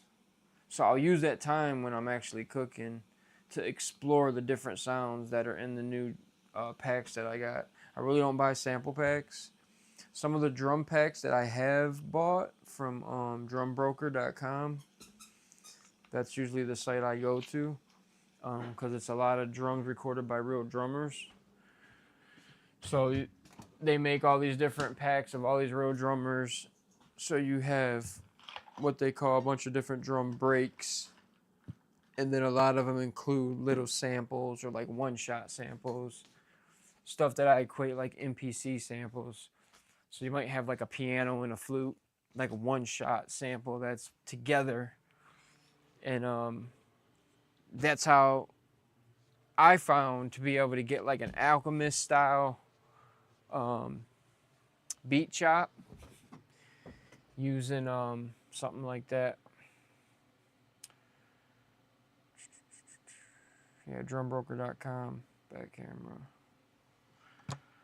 But this Akai MPD pad, this thing with Serato sample, not even with Serato sample, just this thing alone, with drum samples, next level, man. All right, this camera's about to die. We gotta switch cameras. That's one thing I don't like about this Pocket. So it has a charge port. So you can't link it wirelessly that I know of yet to OBS. This phone I can link wirelessly. All right, we gotta turn off the DJI. So the DJI has to go off. Deactivate. And now we have to switch over to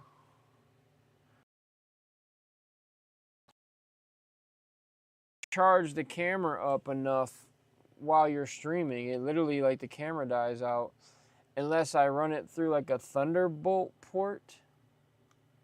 It's the only thing I could think of is put it through the Thunderbolt port.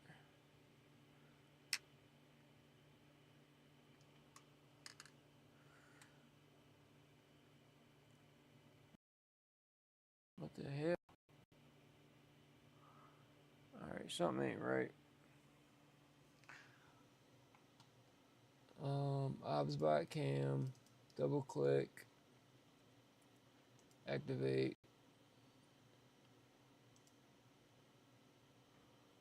Alright. Well, at least the OBSBot's in the exact same spot. Nice. I'm just doing this shit on the fly, bro. You know why? Because I can.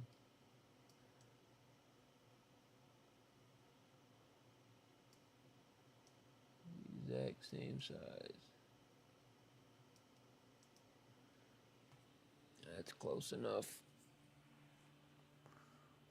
Why is my presets? Oh, there we go. Bong! Yeah, so that's what's cool about this. So this is an OBSBot. That thing has an app that comes with the Stream Deck. So with the Stream Deck, up, down, left, right, put the camera to sleep, preset 1, preset 2, preset 3. I can even do follow, so watch this. Hit this button. This camera has AI track. What they changed in the update, though, the firmware update not that long ago, they changed it. Now when it tracks you, it'll zoom in. There used to be an option to where it didn't zoom unless you wanted it to. So now it will zoom in. This is on upper body. But this camera right here is a $100 camera. The quality is a little under what this Pocket 4 offers. This Pocket 4 is a lot higher quality. But like I said, streaming from it, it doesn't charge it fast enough while it's being utilized. So the only thing I can think is to try to run this out the Thunderbolt port with a lightning cable next time and see if that suffices. That might work. And then I got this big ass solar generator that is I got a big solar generator. It's basically like a big battery pack. All right, the camera lost me. It's like a big battery pack that, like, if the power ever goes out, I can hook my laptop and speakers up to that. Or I can literally go in the middle of a field and DJ if I want. Okay. I think we're good now. I'm about to end this OBSBot, or this Droid OBS cam. Droid OBS. We're going to end that for now.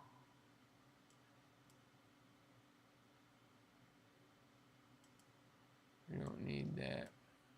Yeah, so we're going to put a kick and a snare and then call this a day for now. We sampled out this vocal. Sample that out. Because that's running through H delay, and that kind of uses a lot of processing, especially when I'm streaming. Doesn't use a lot on its own, but in totality with everything else, it does. So if that's that box there, we're going to go in the perk, and now I can mute that box in here. Or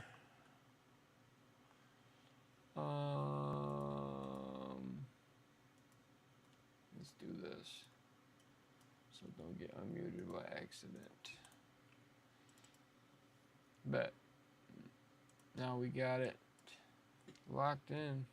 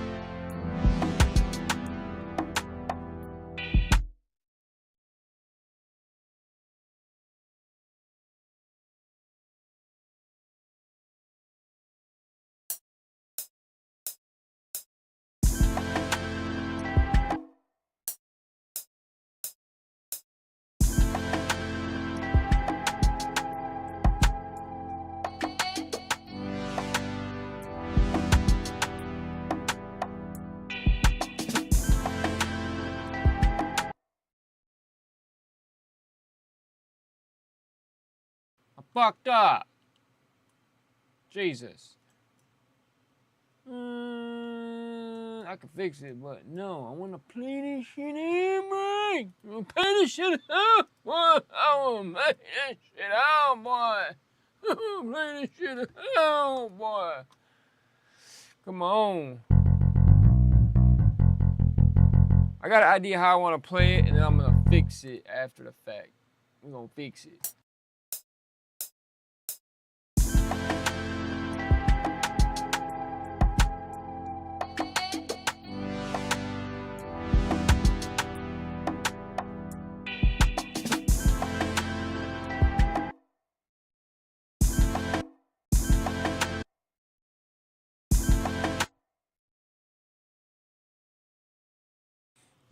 So a lot of times what I do is I layer real drums with like trap style drums, and then I layer like a real bass line with an 808. So you get the guitar, you get a little bit of that funk, that bass line funk, that fret, but then you get the low end of the 808 kicking in. But you gotta tweak everything just right here.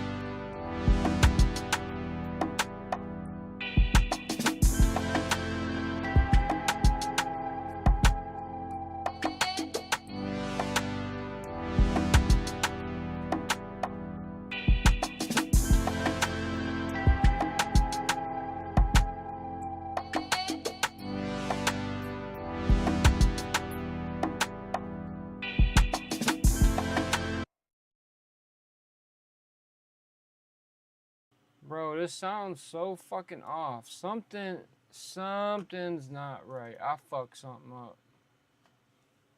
So hold on, I messed something up. I don't know what I did. I messed something up.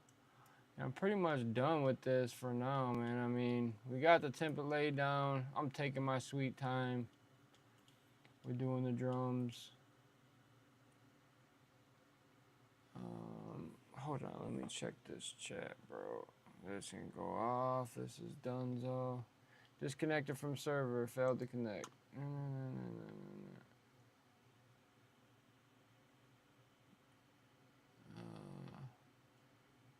What the easy?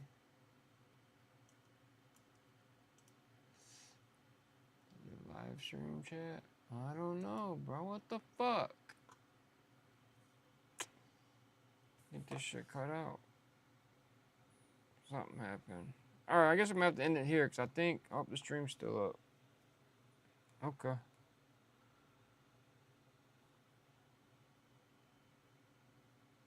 Is this shit set to. Hold on. I gotta make sure this shit is not set to private. Fuck. Man. Bro.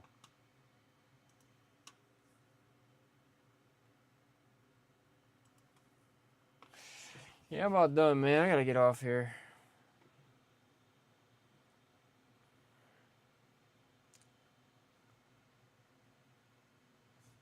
Come on. I wanna eat, bro. I wanna eat, man. I wanna eat some bro.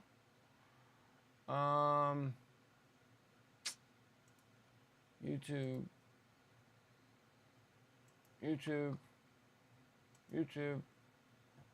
Come on, Google.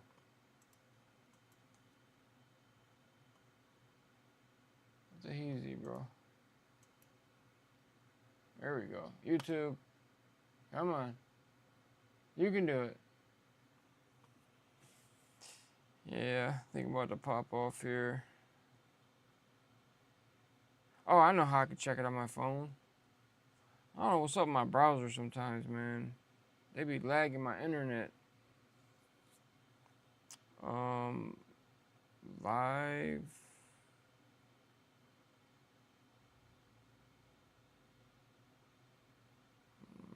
Dashboard.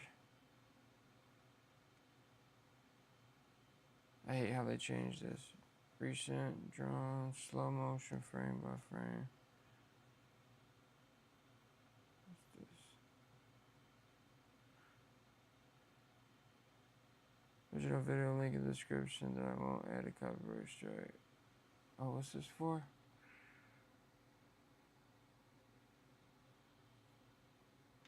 All right, man, it's your boy D. Let me hop off here. I've been out here long enough. Now I'm having internet issues. I thought I set maybe the stream to private, but I don't think so. But all right, your boy D, and I'm out. You guys have a good one. Bong bong bong bong bong bong bong bong dun dun dun dun dun dun.